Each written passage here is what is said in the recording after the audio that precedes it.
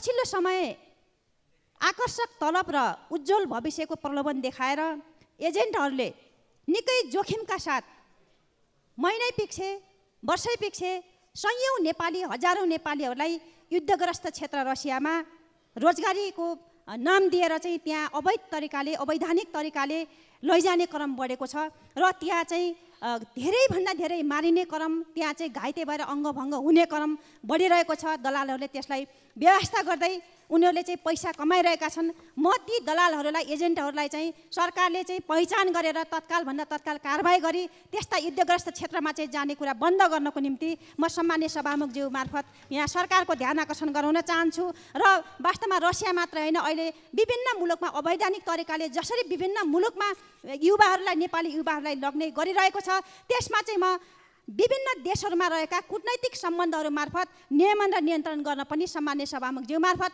नेपाल सरकारसँग माग गर्दछु। धन्यवाद।